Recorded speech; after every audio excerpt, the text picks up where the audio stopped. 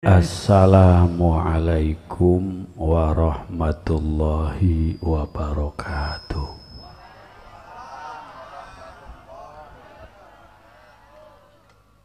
Alhamdulillah wassalatu wassalamu ala rasulillah wa ala alihi wa sahbihi wa mawalah, amma ba'du. Para kiai, para asatidz, adik saya Kiai Haji Ahmad Humaini dari Iran, mudah-mudahan beliau sehat panjang umur. Qori kita Ustadz Ahmad Fauzi dan para qori yang lainnya, Bapak Kepala Desa, Bapak Haji Nana, saudara saya, beda ibu beda bapak,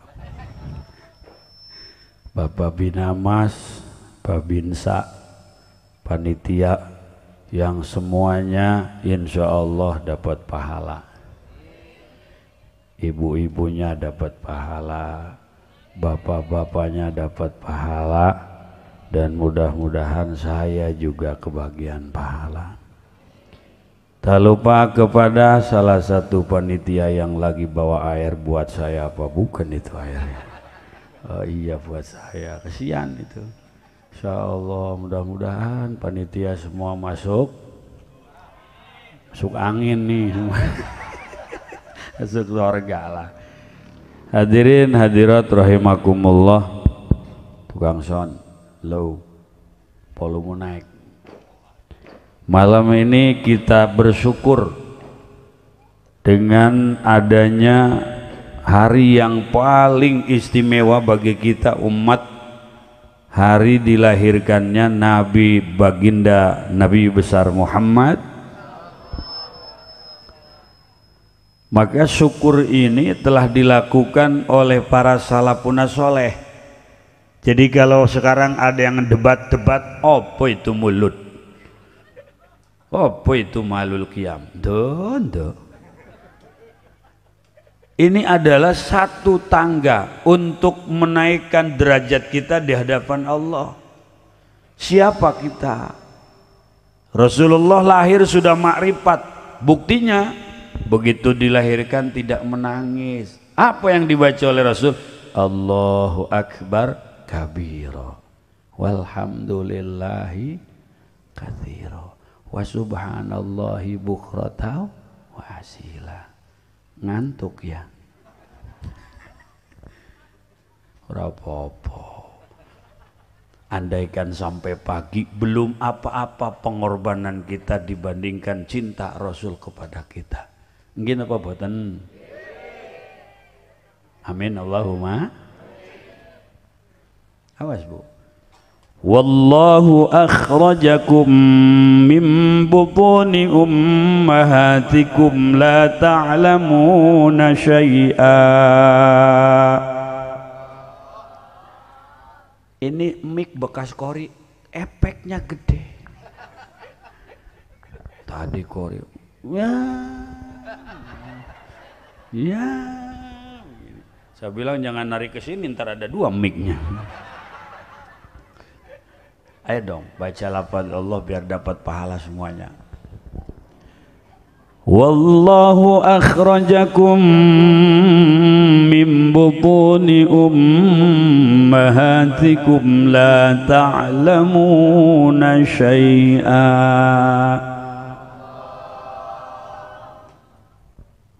Wallahu akhrajakum, ini bukan kharaja, akhraja, Allah yang mengeluarkan kamu sekalian. Kalau tanpa dikeluarkan oleh Allah nggak bisa keluar. Lah gimana keluar? Kepala sama jalannya gedean kepala. Maka ibu-ibu nih luar biasa, calon penghuni surga. Pede habis aminnya. Bobo, melahirkan sakit apa enggak? Sakit iya, hamil tiap tahun. Ya gimana nggak sakit? Masuknya 3 on, keluar 3 kilo. Keluarnya ada kupingnya, ada hidungnya, ada dagunya, ada tangannya, ada kakinya. bisa nyangkut. Kalau ke dalamnya masuknya mulus, nggak ada kuping, nggak ada hidung, ada kepala juga lencos ya. Masya Allah, Allah yang mengeluarkan. Bu, woi, ini baru pertama kali saya ceramah hadirin. Tiang handphone nama jamaah depanan tiang handphone. Inilah kepentingan YouTuber saudara-saudara. Jaga kesehatan YouTuber, jangan sampai YouTuber nantinya. Ya Allah. Wallahu akhrajakum min butuni ummahatikum. Allah yang mengeluarkan kamu dari perut-perut ibu kamu. La ta'lamuna syai'a. Kita ora-ora apa-apa. Maka bayi yang lahir nangis. Rasul enggak nangis. Rasul sudah tahu Allah Tuhannya, Rasul sudah tahu Allah itu Sang Khalik. Maka Rasul baca tasbih, baca tahmid, baca tahlil, baca takbir. Lah kita mah bayi siapa saja lahir pasti nangis. Lantaran la ta'lamuna syai'a, belum tahu apa-apa. Itu bayi sekalipun bayi anak penyanyi, pedangdut, pop, tetap dia nangisnya sama. Sekalipun bayi Roma Irama nggak pernah kita ngedengar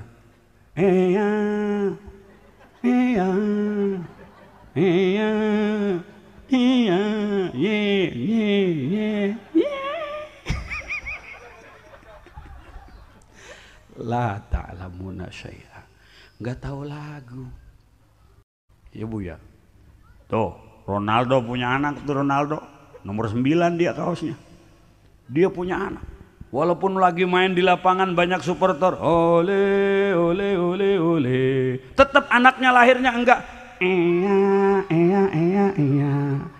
enggak tahu lagu, enggak tahu bahasa, enggak tahu Tuhan. Karena ketika di alam kandungan sang ibu dia mengenal, ditanya oleh Allah, alastu birabbikum, hei bukankah aku ini adalah Tuhanmu? Qalu iya, bala syahidna, engkau adalah Tuhanku ya Allah. Tapi begitu keluar di dunia, kenapa ada yang menuhankan benda, menuhankan pusaka, menuhankan gunung, menuhankan laut, menuhankan jabatan, menuhankan kekayaan? Berarti ingkar dari perjanjian dengan Allah Subhanahu. Maka malam ini kita kembalikan kesadaran, kembalikan kebersihan, berpikir tentang adanya Sang Khalik. Ibu, assalamualaikum. Waalaikum. Jangan tidur ya. Iya, kalau ibu tidur di sini saya pulang. Iya, masya Allah, Bu. Sekarang kesadaran kita dikikis sama handphone. Ini kita bicara fakta. Kalau orang waras, gak mungkin dia habis dandan pasang handphone di depan, lalu dia pasang kamera depan, lalu dia bikin video sendiri joget-joget. Itu orang edan. Terus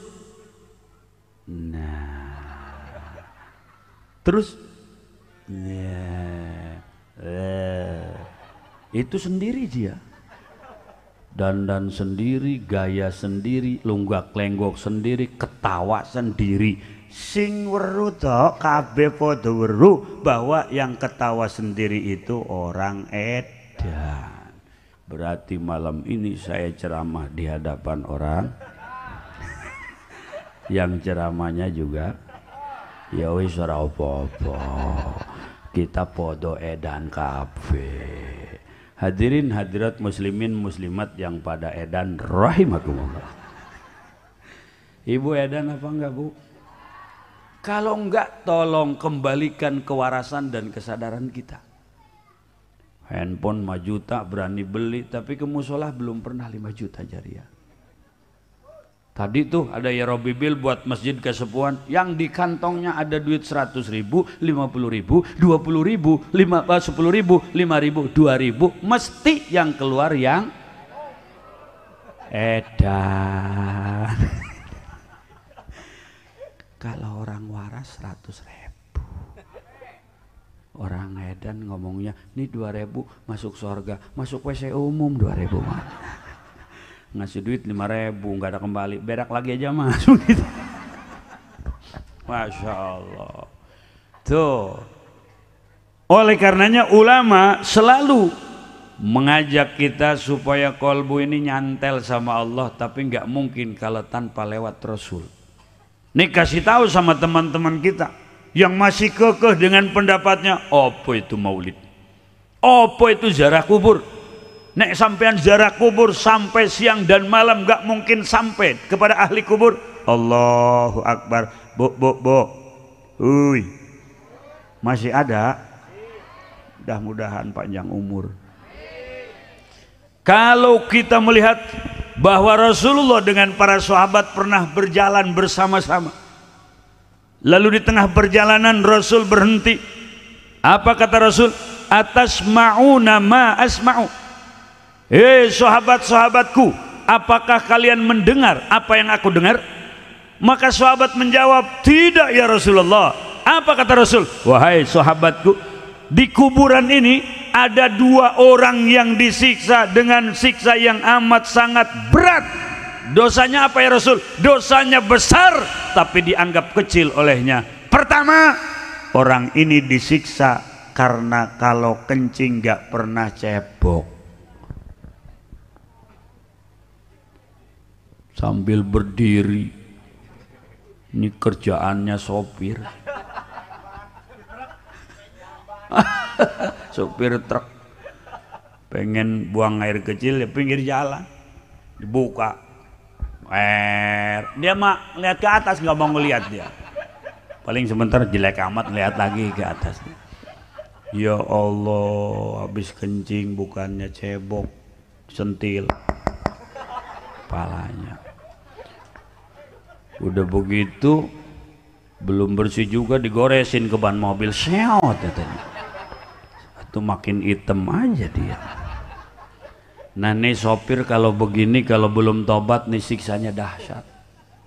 Laki-laki bu ya, perempuan mana bisa kencing berdiri, wacak-acakan sambil duduk juga.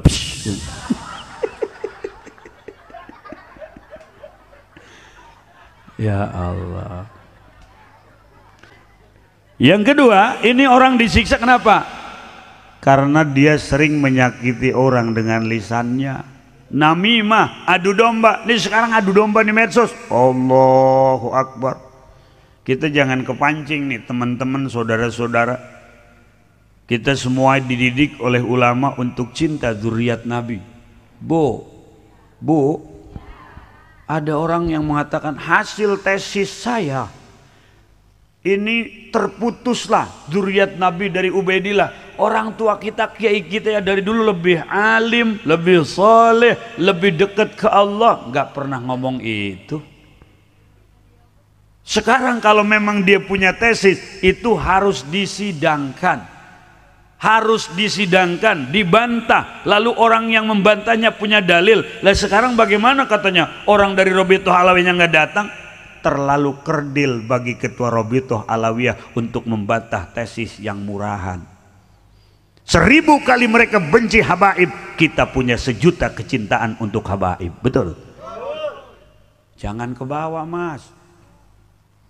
Tadi kata Kiai Haji Umen, ini Allah dengan Rasulullah menjadikan gunung-gunung emas-emas. Sekarang emas-emas ada di sini.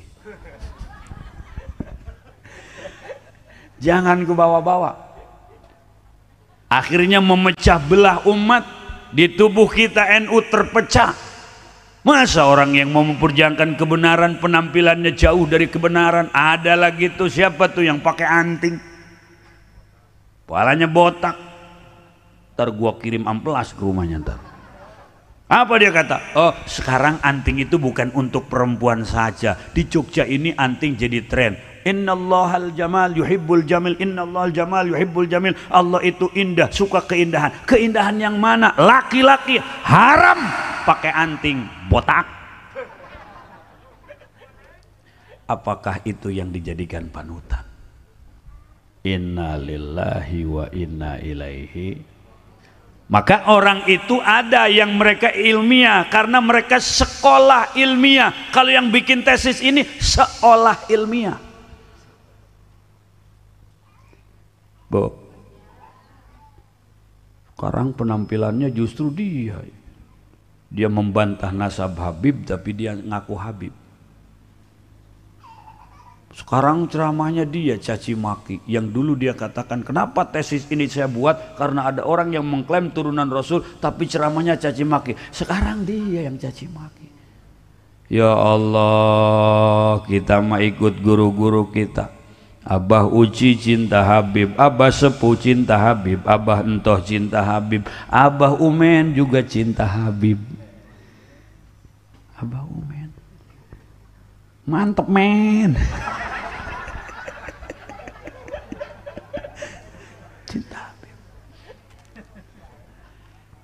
Dan mencintai habaib ini adalah syariat. Kalau Habibnya pakai gamis, janggotnya indah, wajahnya tampan, lisannya paseh, adabnya sopan, aromanya wangi, dermawan, gak diajak juga cinta hati kita kepada Habib yang seperti itu. Nah, kita diuji dengan sosok Habib yang tampangnya kayaknya gak mencerminkan, omongannya. Di situ Allah uji, apakah tetap kita cinta atau tidak. Ini mohon maaf nih, sebab masih ada di antara kita yang dukung tesis. Kalau memang itu tesis dia sudah disampaikan ke publik, sudah, jangan lalu menggerogoti hal yang lain, akhirnya umat pecah. Bu, Waalaikum. Tapi insya Allah kalau saya lihat di sini ibu-ibunya semua solehah. Namun untuk meraih gelar wanita solehah ada syaratnya. Pengen tahu? Pertama, taat kepada Allah dan kepada Rasul. Yang kedua, taat kepada suami sepanjang perintah suaminya tidak maksiat. Yang ketiga, ini yang berat. Sampaikan apa jangan, Bu? Sampaikan apa jangan? Anda wanita bisa dikatakan wanita solehah kalau Anda memberikan izin kepada suami untuk kawin lagi.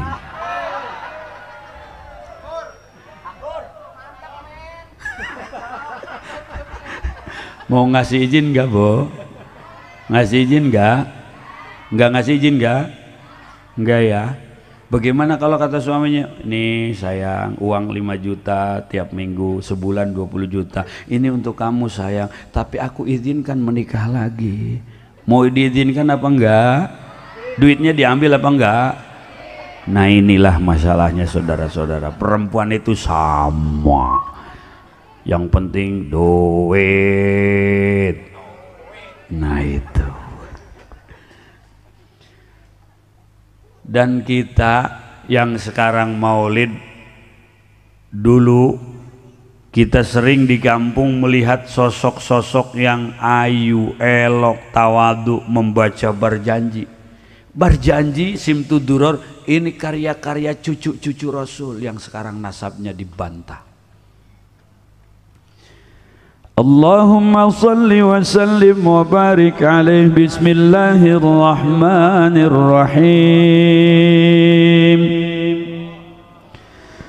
Inna fatahna laka fathan mubina liyaghfir laka Allahu ma taqaddama min dhanbika wa ma ta'akhkhar ويتم نعمته عليك ويهديك صراطا مستقيما وينصرك الله نصرا عزيزا لقد جاءكم رسول من أنفسكم عزيز عليه ما عنتم حريص عليكم بالمؤمنين رؤوف رحيم فإن تولوا فقل حسبي الله لا إله إلا هو عليه توكلت وهو رب العرش العظيم صدق الله العلي العظيم وبلغ رسوله النبي الحبيب الكريم والحمد لله رب إن الله وملائكته يصلون على النبي يا أيها الذين آمنوا صلوا عليه وسلموا تسليما اللهم صل وسلم وبارك عليه. Ketika itu dibaca dengan keikhlasan, panitianya ikhlas, yang hadirnya ikhlas, yang bacanya ikhlas, insya Allah hadirin malaikat rahmat akan diturunkan oleh Allah. Yakin apa enggak, Bu? Yakin. Kita baca, maka bacaan itu mengundang malaikat. Kita zikir, maka zikir itu mengundang malaikat. Kita ziarah kubur yang sebagian saudara kita mengklaim jangan, tidak ada artinya. Baca riwayat tadi, begitu Rasul mengatakan, ini orang di kuburnya disiksa. Pertama karena buang air kecil, nggak pernah bersih, nggak pernah cebok. Dan yang kedua, dia menyakiti saudaranya, membuat pecah belah di kalangan saudaranya dengan lisannya. Lalu apa yang dilakukan oleh Rasul? Hai sahabat, ambil 2 pelepah kurma, lalu bawa ke sini. Lalu pelepah kurma itu ditancapkan di atas kuburan orang yang disiksa. Sahabat bertanya, apa tanfa'uhum ya Rasulullah? Apakah pelepah kurma ini manfaat untuk ahli kubur? Apa kata Rasul? Iya. Manfaatnya apa ya Rasul? Pelepah kurma ini selama daunnya basah dia berzikir, maka zikirnya manfaat bagi ahli kubur. Kalau dalam rahmat ditambah rahmatnya, kalau ahli kubur sedang disiksa akan dikurangi siksanya. Pelepah kurma saja, daun kurma saja, daun kamboja saja yang masih basah ditancap di kubur, manfaat bagi ahli kubur dengan zikir yang dibaca. Atuh apalagi manusia. Gitu. Ingin apa boten? Amin Allahumma. Pak Haji, saya suka jarah kubur, kata si Mas. Tapi kalau saya jarah bawa bunga 7 rupa. Ya, terus Mas, saya taburin atas kuburan. Buru, taburin. Itu bagaimana? Selama daun itu masih basah, dia bertasbih kepada Allah, tasbihnya manfaat buat ahli kubur. Buka dong Wahabi, ente ngomong gak nyampe, ente ngomong gak ada arti, sampean ngomong gak ada artinya tuh ziarah kubur. Ternyata Rasul dengan menancapkan pelepah korma, pelepah yang bertasbih, manfaat bagi ahli kubur. Apalagi kita saudaranya, anaknya, keluarganya duduk di depan kubur, bukan menyembah kubur, bukan meminta kepada kubur, bertasbih, yakin ahli kubur bahagia insya. Terus ini terus iyalah, saya meminum dulu ya Bu ya. Masya Allah.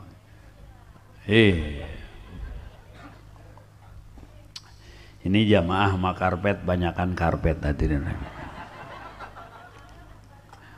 Oh sebagian sudah pada, ya nggak apa-apa, tinggal sebagian lagi mau pulang juga. Nggak apa-apa Bu. Yang baik-baik itu harus dipertahankan dan dibiasakan dan ditingkatkan. Ya Allah, saudara kita nih di Palestina lagi perang. Kita belum apa-apa, perang sama ngantuk juga kita kalah sekarang. Sekolah besok, kerja besok. Tapi kalau nonton bola jam 2 nggak ngomong kerja toh, maka inilah perjuangan. Wih, ini maulid luar biasa nih di kompleks ini tuh. Tenda panjang tuh, panjang. Sini mah tendanya pohon jambu, ada panggung, Allahu Akbar. Saya duduk sendiri kayak pengantin sunat tadi. Ada bunga-bunga. Ziarah kubur jangan khawatir, nyampe. Kalau Rasul tiap tahun datang ke syuhada Uhud, itu namanya haul. Jadi haul Rasul haul. Rasul datang ke kuburan, assalamualaikum ya ahlad diyar. Berarti yang di kuburan pun komunikasi dengan kita. Ini belajar dari buku, buka saya Google punya dalil satu juga, masya Allah. Nyaci sama kiai, mencak dia, itu tidak boleh, itu bid'ah. Itu bid'ah. Itu tidak boleh, bid'ah. Dikit-dikit bid'ah. Allahu Akbar, terlalu dangkal. Masya Allah. Maka oleh karenanya para jamaah rahimakumullah, Allah subhanahu wa ta'ala membaca sholawat yang maknanya rahmat. Malaikat membaca sholawat yang di sholawat malaikat itu ada magfirah. Maka Allah pun memerintahkan kepada kita, sallu alaihi wa sallimu taslima. Bersolawatlah engkau kepada Nabi Muhammad dengan solawat dan salam yang sempurna. Walladzi yusalli alaikum wa malaikatuhu liyukhrijakum minadh dhulumati ilan nur. Ini kalau solawatnya dawam, ada guru, ada sanad, hasil ijazah. Solawatnya bukan solawat liar, didawam malam Jumat ca solawat, kemudian didawam baca berjanji, kemudian mahalul qiyam, liyukhrijakum minadh dhulumati ilan nur. Allah akan mengeluarkan kita dari kegelapan, kekafiran, kemusyrikan, kemunafikan, ilan nur, menuju cahaya keimanan. Allah akan mengeluarkan kita, hadirin rahimakumullah, dari tempat kebodohan menuju tempat ilmu. Allah akan mengeluarkan kita dari ketidakyakinan menuju yakin. Allah akan mengeluarkan kita dari tempat yang kita ini ragu kepada Allah, kita diajak menuju yakin kepada Allah lewat sholawat dengan baginda Nabi besar Muhammad. Ada teman-teman kita yang ngomong sholawat nariyah syirik, sholawat tibil kulub tidak berdasar. Satu saja sholawat Ibrahimiyah, itu pun jangan pakai sayyidina. Rasul mengajarkan Allahumma sholli ala Muhammad wa ali Muhammad. Rasul itu tawadu, mas. Ini Pak Lurah Nana, ya mohon maaf Pak Lurah, ini karena saudara ya, saudara saya. Alhamdulillah beliau hadir sampai jam segini belum pulang. Pak polisi juga ada tuh. Alhamdulillah, nggak ada yang ditilang mungkin. Saudara semua, saudara-saudara. Ini kalau ada Pak Camat misalnya, Camat atau Pak Lurah misalnya Pak Haji Nana. Walaupun Pak Haji Nana kita, Pak Lurah mau kemana?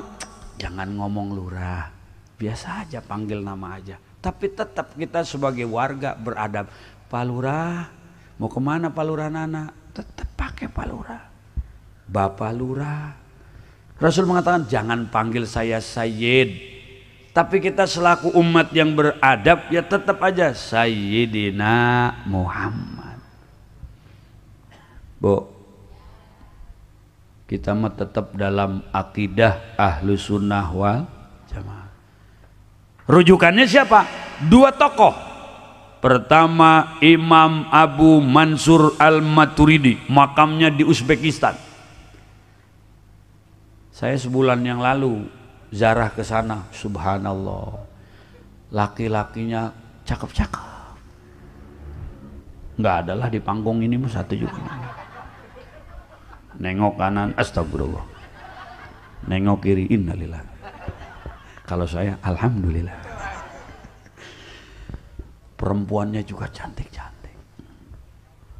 Saya ngeliatin dari sini sampai sono enggak ada. Itu kalau ngelihat perempuan Uzbekistan 10 orang jadi 20. Kenapa? Karena bayang-bayangnya juga cantik.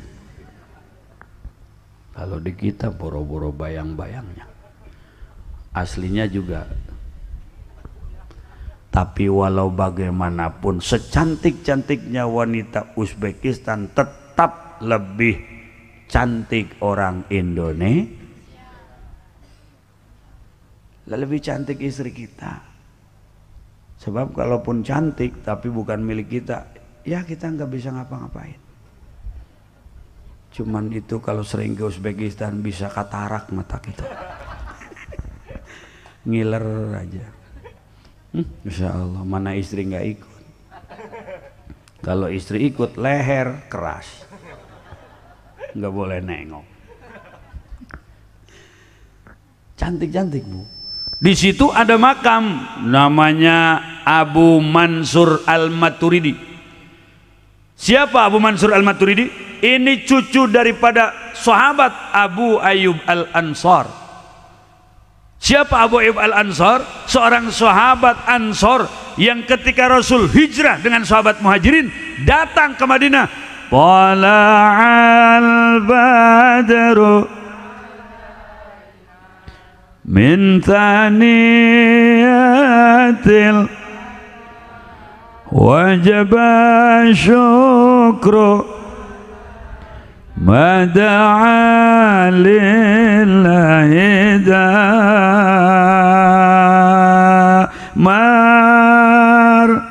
marhaban ya marhaban ya nural aini marhaban jaddal Husaini marhaban marhaban. Disambut Rasulullah dengan tala'al badru alaina, maka tempat yang menjadi persinggahan Rasul dan sahabat adalah rumah sahabat Abu Ayyub Al-Ansari. Rumahnya dipersilahkan, makanannya dihidangkan. Jadi kalau menghidangkan, nyuguh untuk orang yang kita undang atau tamu yang datang, itu sunnah.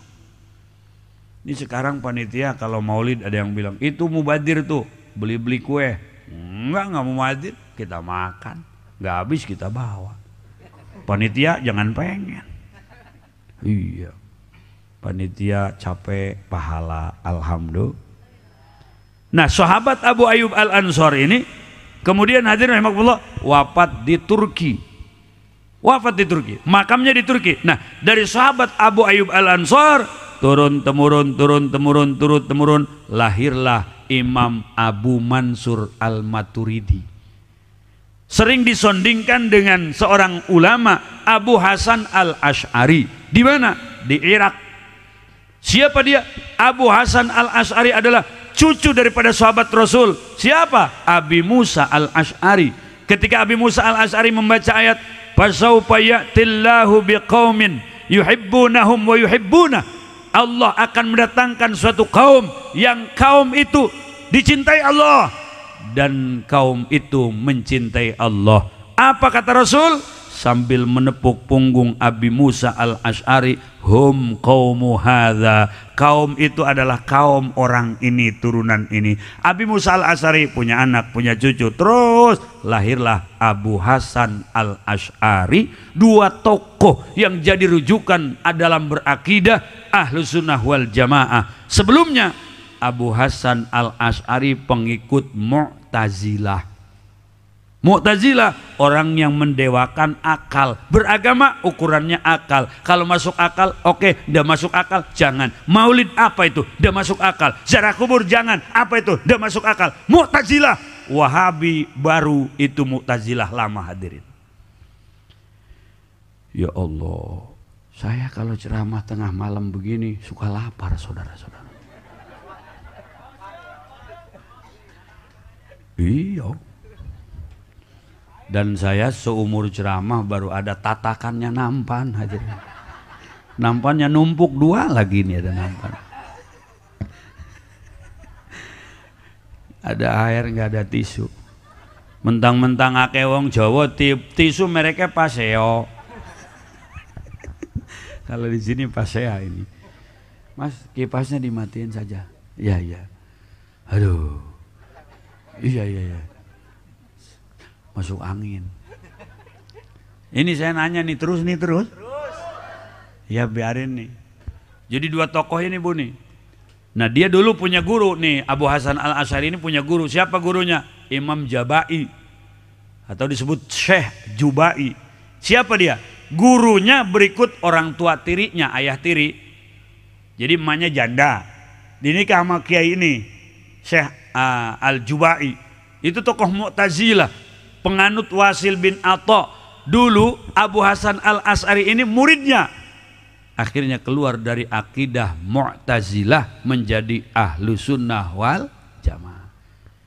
Ini mohon maaf ibu-ibu, banyak saudara kita yang baru kenal Islam dengan label hijrah sudah mencak-mencak sama kiai. Apa itu? Pelaku bid'ah. Allahu Akbar. Ada tuh di YouTube tuh yang bewokan tuh. Sorban ini bid'ah, itu serbet. Enak aja bro. Serbet dia bilang. Maka kudu ngaji. Bo, ngaji ya. Apalagi Anda perempuan yang tiap bulan datang tamu bulanan. Apa namanya? Haid atau men. Ya. Kalau sedikitnya men sehari semalam. Kalau galibnya 1 minggu. Paling banyak 15 hari 15 malam. Itu paling banyak. Kalau lebih itu bukan men, bukan haid, namanya darah iya istihadoh, bukan istiqomah, saya juga tahu. Istihadoh. Kalau yang keluar darah istihadoh, Ramadan dia puasa. Ada adzan dia sholat. Sholat, iya sholat. Cuman kalau yang istihadoh itu kategori daimil hadat. Jangan wudhu dulu kalau belum masuk waktu. Allahu Akbar, Allahu Akbar. Jangan pakai eho.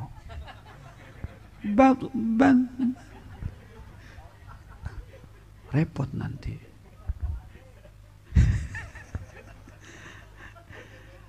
Gak apa-apa sih. Allahu Akbar, Allahu Akbar. Nah, zuhur ya, iya. Baru tuh ibu wudhu, bersihkan dulu, pakai pembalut, wudhu, langsung sholat. Tidak boleh wudhu kalau belum masuk waktu. Paham ya Bu ya? Ini mohon maaf nih, sedikit sensitif sebetulnya, tapi harus saya katakan karena aku sayang kamu.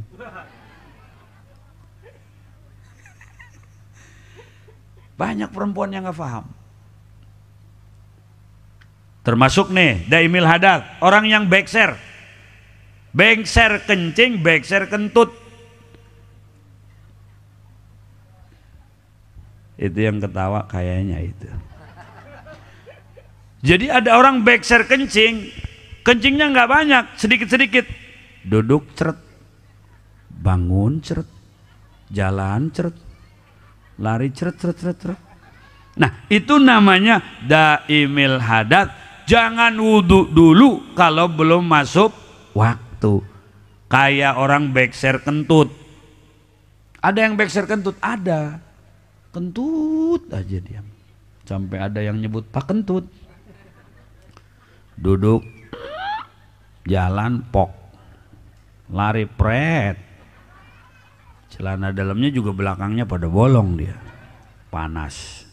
Ini juga jangan wudhu dulu kalau belum masuk waktu. Setelah wudhu, ibu-ibu harus tahu pembatalan wudhu. Pertama diantaranya, ada yang keluar dari 2 jalan, baik kubul maupun dubur.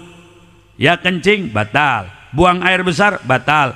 Atau yang keluarnya ini jarang terjadi. Misal, punten ini ngaji ini, fikih Bu. Ada bapak-bapak kencing, saya nggak tahan, pengen kencing. Pas keluar, Coca-Cola. Tetap batal wudhunya. Atau mulas, buang air dia, pas keluar biji kopi.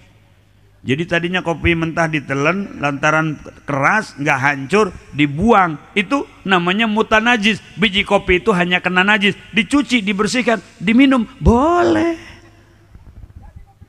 Kopi luwak. Ya, jadi kopi luwak itu hanya iklan saja. Katanya dimakan musang. Ya, musang kan? Dimakan musang, kemudian musang buang air, kopinya masih utuh. Itu mah iklan doang. Mana ada musang se-Indonesia dia nelen kopi. batal tuh. Kemudian Bo, bertemu kulit dua manusia laki-laki dan perempuan yang sudah akil baligh dan bukan mahram. Ketemu kulit, kalau ketemunya sama kucingnya nggak batal. Kenapa ini saya angkat? Ada perempuan udah pakai mukena rapi, wudhu lagi Mbak. Iya, saya nyentuh kucing. Kok nyentuh kucing wudhu lagi? Kucingnya cowok.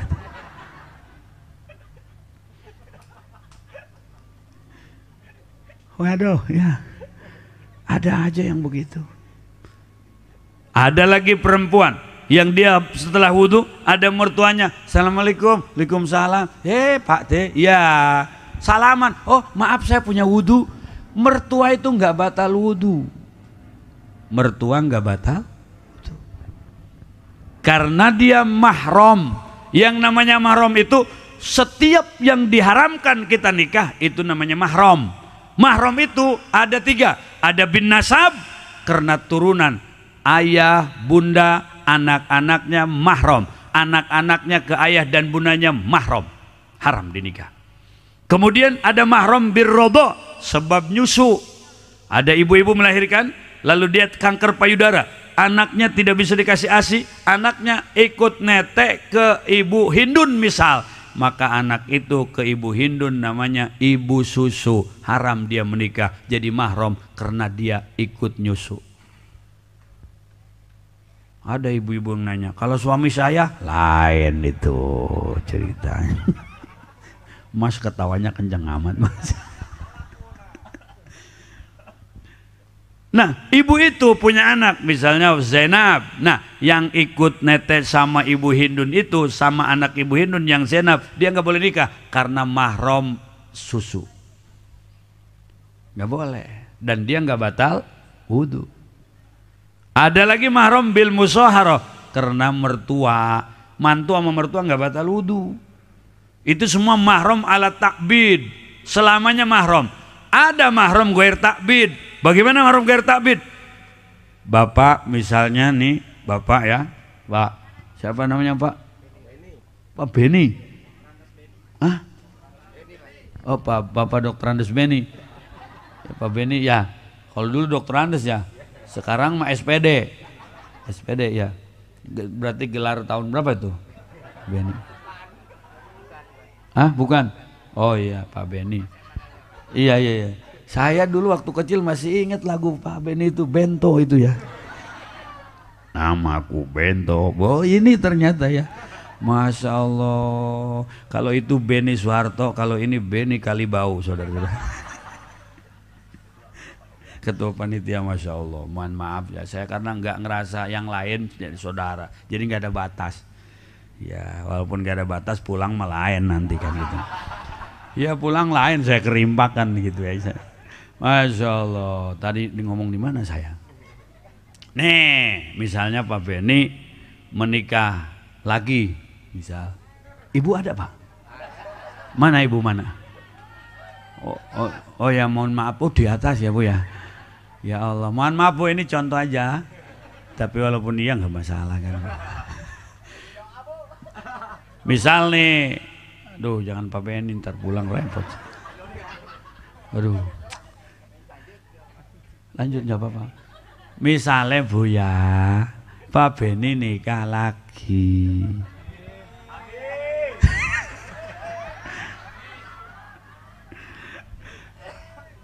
Ada seorang laki-laki menikah dengan seseorang yang bernama Santi, katakanlah.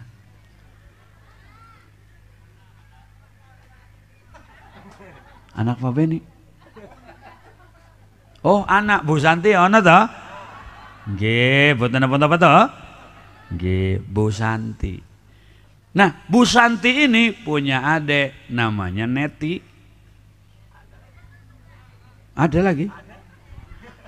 Maka yang menikah dengan Ibu Santi ini mahram kepada Ibu Neti. Mahramnya tidak boleh dia menikah dengan adik iparnya itu, karena tidak diperbolehkan menikah dikumpulkan adik dan kakak. Tapi ini ghair takbid. Artinya kalau sama kakaknya sudah nggak masih rumah tangganya, boleh nikah sama adeknya. Maka sama adek ipar mah batal wudu.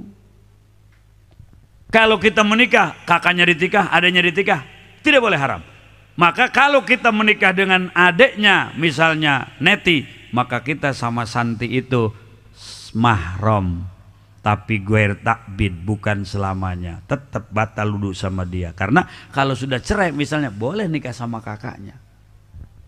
Atau suka disebut di kita, seseorang laki-laki menikah dengan perempuan, lalu perempuan itu meninggal, lalu laki-laki itu menikah dengan adeknya, namanya turun ranjang. Kalau orang menikah dengan perempuan, lalu perempuan yang dinikahnya itu meninggal, lalu ada kakaknya kawin dengan kakaknya, namanya naik ranjang. Kalau orang menikah kemudian dia cerai hidup-hidup, menikah dengan seorang perempuan, cerai dengan perempuan itu, nikah lagi sama adeknya, itu namanya ranjang rusak, saudara-saudara. Maka kalau ibu bapak nggak ngaji, nggak tahu, repot. Bu, Minggu suka ngaji nggak Bu? Bawa kolong Ambon ya. Tapi yang saya lihat nih, walaupun saya nggak familiar banget, ini wajah-wajah hari Minggu suka ada. Bukan, tukang baju gitu di Cirebon. Ngaji, nggak ngaji repot. Anak kita tuh suruh ngaji tuh, ya suruh pada mondok. Berpikir secara cerdas, cermat, akhirat, jangan melulu dunia. Apakah kita tidak menyaksikan orang-orang yang dulu jadi raja mati? Presiden Soekarno mati, Presiden Soeharto mati, semua raja-raja, Fir'aun mati, Qarun mati. Jangankan mereka yang jelas-jelas kafir, Fir'aun, Qarun, para nabi, para rasul Allah kekasih meninggal dunia, menandakan dunia ini akan kiamat. Kalau dunia tidak akan kiamat, tentu Rasulullah tidak akan meninggal. Maka tandanya bahwa Rasul dipanggil oleh Allah, menghadap kepada Allah, Rasul dipanggil oleh Sang Holik, itu jadi dalil bahwa dunia ini akan selesai. Kiamat ada dua, ada kiamat sugro, ada kiamat kubro. Kiamat sugro mana? Orang tua kita yang sudah meninggal mendahului kita, itu namanya kiamat sugro. Nanti ada kiamat kubro, kiamat besar. Dirusak jagat raya. Tuar.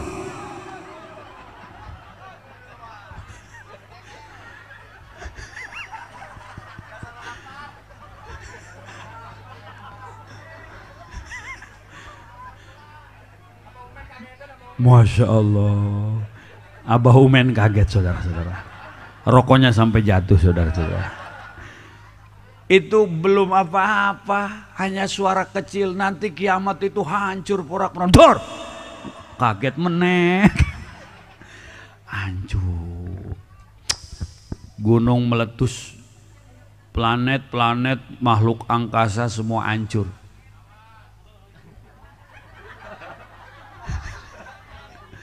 Udah enggak, kiamatnya udah. Ya Allah, hancur. Nanti kita di padang mahsyar digiring nanti. Kalau udah kiamat kubro tuh, itu yang di kuburan-kuburan bangun. Yang udah tinggal tulang belulang atau yang tinggal tulang berutuk nih. Ya. Jadi kan kalau hancur itu semua kiamat hancur, kecuali 8 perkara yang gak hancur, diizinkan oleh Allah. Pertama aras, kedua kursi, 3 kolam, 4 lauhil mahfud, 5 sorga, 6 neraka, 7 ruh. Yang ke-8 nih, kita punya tulang punggung, kita urut sampai ke bawah. Di sini ada nih yang agak maju ngejenul, ini tidak hancur.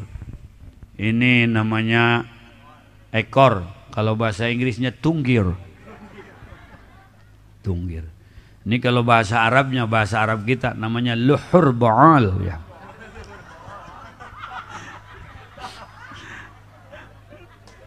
Itu nggak hancur. Oh ayah baiknya. Jadi bisa Sunda orangnya. Emang orang dia gitu. Ai Suganta orang mana baik. Ajur kabeh. Ibu-ibu, pipi dimedok-medoki, bibir dimerah-merahi, hancur. Innalillahi wa inna ilaihi raji'un. Maka carilah sesuatu yang tidak hancur, yaitu amal. Orang-orang soleh dulu meninggalkan sesuatu yang sampai saat ini kita lanjutkan. Ini jadi amal bagi mereka. Kita pakai baju ini, baju yang kita pakai ini dari benang dari kapas. Kapas yang ditanam itu bukan kapas yang nanam kemarin, tapi 30-40 tahun yang lalu. Kita mau bikin kue pakai santan kara. Ya, itu santan itu dari kelapa. Bukan kelapa yang ditanam bulan lalu, tahun lalu, tapi 40 tahun yang lalu.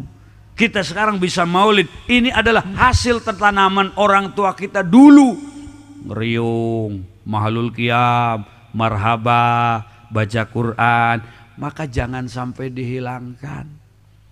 Ibu kalau mau nyekolahin anak hati-hati, ngulahin anak hati-hati, jangan ke tempat yang anti maulid.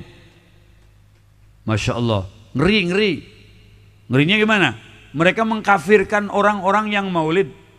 Mereka mengatakan itu pelaku bid'ah. Oleh karena itu, alangkah cerdiknya para ulama salafun saleh berhadapan dengan Syiah, berhadapan dengan Wahabi. Mereka tetap tegar dengan ahlu sunnah wal jamaah yang aktivitasnya Isra Mi'raj, maulid, tahlilan, kenduri, ziarah kubur, kemudian manaqib dan Syekh Abdul Qadir Al-Jilani. Inilah agenda dan aktivitas orang-orang yang berakidah ahlu sunnah wal jamaah. Mudah-mudahan maulid kita diterima oleh Allah, ngantuknya kita dijadikan ibadah, dan pulang setelah ngaji maulid malam ini kita mendapat ampunan dari Allah Subhanahu wa ta'ala. Mungkin hanya inilah yang saya dapat sampaikan. Sudah jam 1, mudah-mudahan manfaat. Langsung doa nih, ge. Ayo wes, amin.